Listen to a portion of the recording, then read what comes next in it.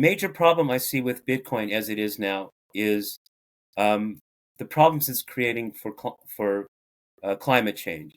It uses the mining system of Bitcoin uses an enormous amount of energy. Much of that energy is produced with fossil fuels. It's using the amount of energy used by small countries like Iceland or Ireland and so forth. And we have a climate crisis that we have to deal with. And if we don't deal with our climate crisis, none of this is going to matter. None of this that we're talking about is going to matter one bit. So a big beef I have with Bitcoin is that it's contributing to our climate crisis because of the mining process. And maybe you can tell me that shouldn't worry about that, or maybe you can tell me that it's going to move to a different structure of mining, uh, uh, like Ethereum or something like that, a proof of concept or proof of stake, and it's going to help solve this problem. But the way it is now, it's creating, I think, a major problem in terms of the climate. Yeah, I think there's a lot of disinformation when it comes to climate change, just on both fronts, whether it's in the mining space when it comes to Bitcoin or just in the actual traditional space when it comes to climate change. So I you think have, that energy is the same everywhere, and it's just not. They'll say stuff like Bitcoin uses more energy than the country of Denmark or something. Well, the energy that powers a dishwasher in Denmark is not the same energy that a miner in Nevada is using. The energy that is being used by Bitcoin miners is excess energy that would otherwise go wasted.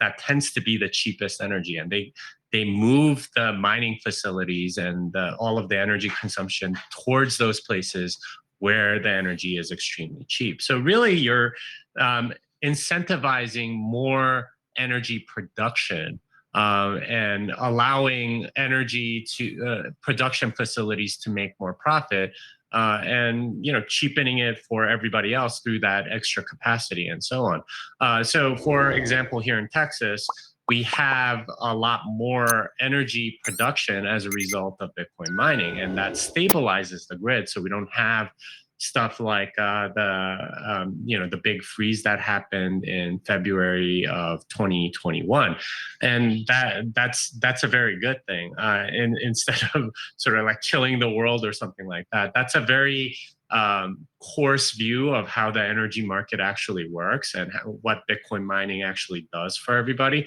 And all this moralizing about, hey, we shouldn't use Bitcoin that way. Well, who are you to say that? If you really want to reduce energy consumption, there's a much better thing that you can be doing, which is stop using your dryer. You don't need to use your dryer. You can air dry everything. Dryers use way more energy than Bitcoin ever did. So if you're going to complain about Bitcoin energy use, talk to me about it after you stop using your dryer. you have organizations like Sustainable Bitcoin Mining, you have Bitcoin Policy Institute. There's a lot of institutions out there that are really educating people on the FUD and debunking the climate change issues. But Gerald, I'll kind of delve into this briefly because I still want a couple questions to go over with you. But contrary to popular belief, a lot of the crypto industry, Bitcoin mining industry is pretty sustainable. You have initiatives like the Crypto Climate Accord. You have, um, BPI, which is Bitcoin Policy Institute. Those are places that people can definitely go to their website, look at some of the case studies that they have. They have really smart people.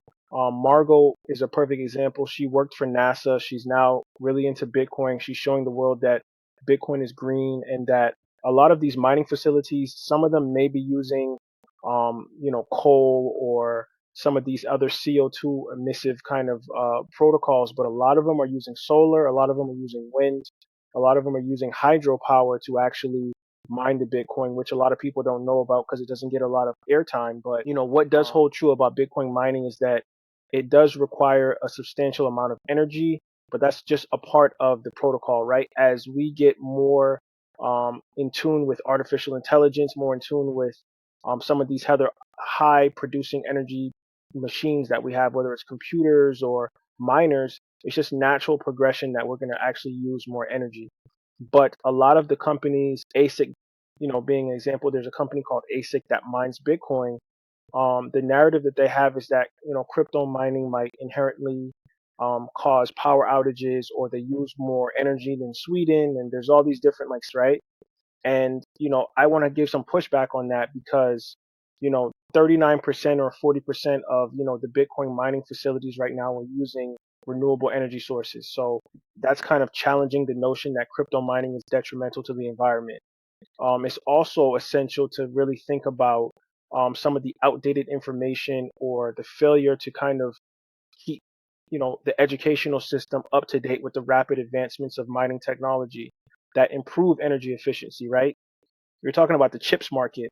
A lot of the chips that are being used in these ASIC miners are very high heat producing, which is actually being utilized in other ways, right? So if you have a miner in your house or you have a mining facility, you can actually offset heating costs by using those miners to heat your home, heat your facility, warm up your water tank. There's all these different elements of the mining industry that just goes above and beyond just emitting CO2 and causing greenhouse gases. And I think that I would implore you, Professor Gerald, to dig into some of those case studies that really show, people that have come into the space, tested out Bitcoin mining, sees where it's gone, and say like, okay, does this really emit a lot of CO2? Is this doing more harm to the environment than good? And there's case studies out there when you look at countries like China, for example.